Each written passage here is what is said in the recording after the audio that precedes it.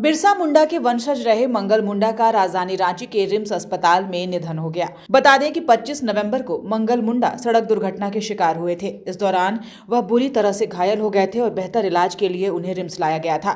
डॉक्टरों की देखरेख में लगातार इलाज जारी था। उसके बाद कल रात को इलाज के दौरान उनका निधन हो गया। आज मुख्यमंत्री हेमंत सोरेन ने पहुंचकर पार्थिव शरीर को श्रद्धांजलि दी और कहा कि उनके परिवार की देखरेख में हमारी सरकार पूरी तरह से तत्पर है। किसी भी तरह की कोई कोताही नहीं बरती जाएगी। आज आप सब लोगों ने देखा कि मंगल मुंडा जी का निधन हो गया।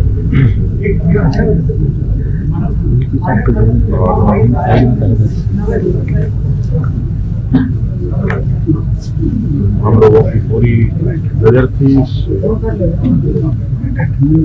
घटना पर और इनके इलाज पर। प्रयास भी था कि कहीं दूसरे राज्य में भी ले जा करके इलाज हो पाए, क्योंकि वो वेंटिलेटर में थे। थोड़ा सा भी समय ना मिला और अंत में थोड़ा परिणाम हम लोग के सामने। उनके आत्मा को ईश्वर शांति प्रदान करे, ये हम प्रार्थना करते हैं। और जो भी जुड़े लोग हैं, परिवारों पर वैसे भी सरकार की विशेष ध्यान रखती है और जो भी सहायता होगा, जो भी सहयोग होगा सरकार की तरफ से उनको सारा उपलब्ध कराया जाएगा, मुहैया कराया जाएगा। हमारे देश में हर मिनट एक एक्सीडेंट होता है और हर 4 मिनट में एक आदमी हेड इंजरी से मर जाता है। रोड ट्रैफिक एक्सीडेंट से जो है फेटलिटी वो 2 लाख लोग हर साल हमारे देश में मर जाते हैं, 150-2 लाख। तो अभी अगर हम बात करें तो आज की तारीख में हार्ट अटैक और कैंसर के बीच में रोड ट्रैफिक एक्सीडेंट से मौतें हो रही हैं।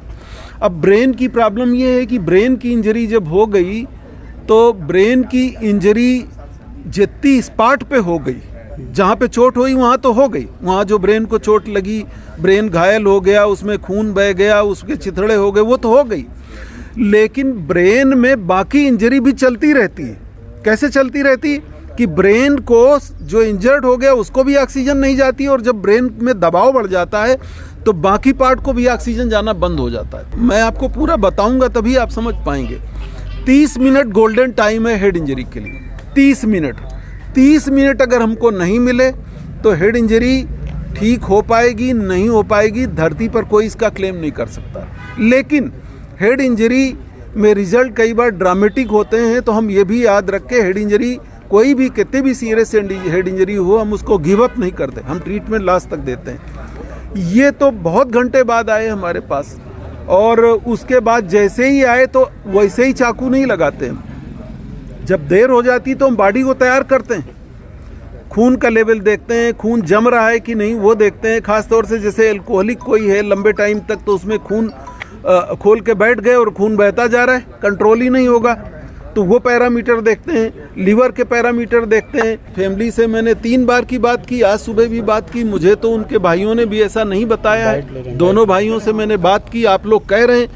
और रही बात ये कि रिम्स में जिस तरह का रस है, 2500 मरीज आते हैं रोज के और इमरजेंसी में ही 400 मरीज 300 मरीज आते हैं, तो मैं ये बात को सिरे से खारिज नहीं कर सकता कि सबको बेड मिल ही जाएगा। कहीं भी किसी हॉस्पिटल में दुनिया के रिसोर्सेज अनलिमिटेड नहीं है, ना डॉक्टर अनलिमिटेड हैं, तो मैं इस पे अभी कमेंट नहीं कर सकता हूँ। एमएस ने जांच के आदेश दिए हैं, मैं दिखवाता हूँ। अगर उसमें कोई डिले हमारी तरफ से हुआ होगा तो उसमें जो भरपूर कार्रवाइयाँ होंगी वो होंगी, अगर जेन्युइन हुई तो।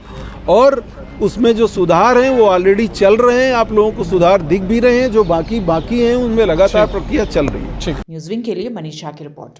डोंट वरी सर, घर आपको टाइम पर मिलेगा और ऐसा मिलेगा कि आपकी उंगलियां भी बरतेंगी। ये देखिए सर, A1 क्वालिटी का सीमेंट लगा रहा हूं मैं।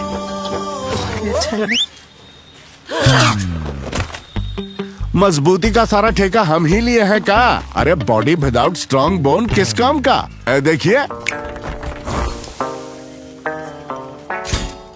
मजबूत घर चाहिए तो अच्छे सीमेंट के साथ अच्छा सरिया भी लगाइए, तभी तो ऐसा घर बनेगा जो पीढ़ियां बरते।